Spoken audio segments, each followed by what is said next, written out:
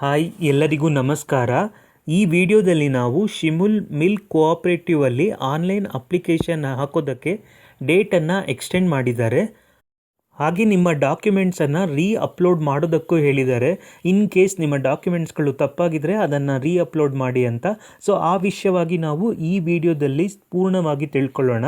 ವಿಡಿಯೋವನ್ನು ಪೂರ್ತಿ ನೋಡಿ. ಮೊದಲನೇದಾಗಿ 2022ರಲ್ಲಿ ಈ ನೋಟಿಫಿಕೇಷನನ್ನು ಬಿಟ್ಟಿದ್ರು.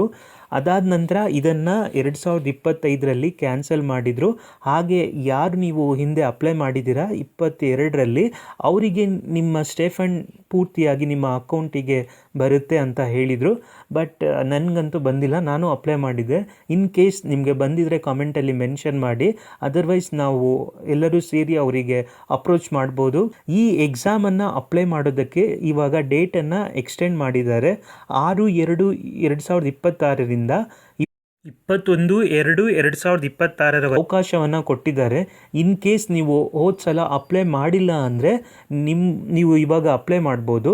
ಹಾಗೆ ನೀವು ಆಲ್ರೆಡಿ ಅಪ್ಲೈ ಮಾಡಿದ್ದೀರಾ ಬಟ್ ನಿಮ್ಮ ಡಾಕ್ಯುಮೆಂಟ್ಸ್ಗಳಲ್ಲಿ ಏನಾದರೂ ತಪ್ಪಾಗಿದೆ ಅಥವಾ ಮಿಸ್ಮ್ಯಾಚ್ ಆಗಿದೆ ಅಂತ ಅಂದರೆ ನೀವು ಶಿಮುಲ್ ಅವರ ವೆಬ್ಸೈಟಲ್ಲಿ ಹೋಗಿ ನಿಮ್ಮ ಲಾಗಿನ್ ಐ ಡಿ ಹಾಗೆ ಪಾಸ್ವರ್ಡ್ ಓಪನ್ ಮಾಡಿದರೆ ನಿಮ್ಮ ಡ್ಯಾಶ್ಬೋರ್ಡಲ್ಲಿ ನೀವು ನೋಡಿ ನಿಮ್ಮ ಡಾಕ್ಯುಮೆಂಟ್ಸ್ ಎಲ್ಲ ಒಮ್ಮೆ ಸರಿ ಇದೆಯಾ ಅಥವಾ ತಪ್ಪಿದೆಯಾ ಅಂತ ಪರಿಶೀಲನೆ ಮಾಡ್ಕೊಳ್ಳಿ.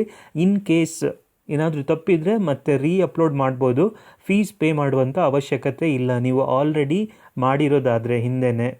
ಇನ್ನೊಂದು ವಿಷಯ ಏನು ಅಂದರೆ, ಎಸ್ಪೆಷಲಿ ಪರಿಶಿಷ್ಟ ಜಾತಿ ಸ್ಟೂಡೆಂಟ್ಸ್ಗಳಿಗೆ ನೀವೆಲ್ಲರೂ ಕ್ಯಾಸ್ಟ್ ಸರ್ಟಿಫಿಕೇಟ್ ಹಳೇದು ಹಾಕಿದ್ದೀರಾ. ಆ್ಯಕ್ಚುಲಿ ಹಳೇದು ಇವಾಗ ರಿಜೆಕ್ಟ್ ಆಗುತ್ತೆ ಅಂತ ಅವರು ಸ್ಪಷ್ಟವಾಗಿ ಉಲ್ಲೇಖ ಮಾಡಿದ್ದಾರೆ.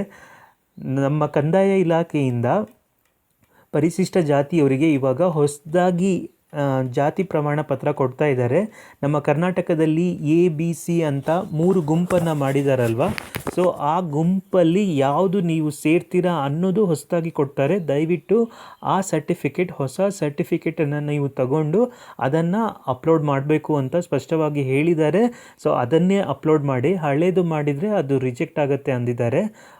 ಇನ್ನೂ 4-5 ದಿನ ಅವಕಾಶ ಇದೆ, ಆದಷ್ಟು ಬೇಗ ತಗೊಳ್ಳೋಕ್ಕೆ ಟ್ರೈ ಮಾಡಿ. ಕಂಪ್ಯೂಟರ್ ಸರ್ಟಿಫಿಕೇಟ್ ಆಗಿರ್ಬೋದು, ಫೋಟೋ ಹಾಗೆ ಕ್ಯಾರೆಕ್ಟರ್ ಸರ್ಟಿಫಿಕೇಟ್ ಇವೆಲ್ಲ ಬೇಕಾಗುತ್ತೆ ಅಲ್ವಾ ಇದಕ್ಕೆ.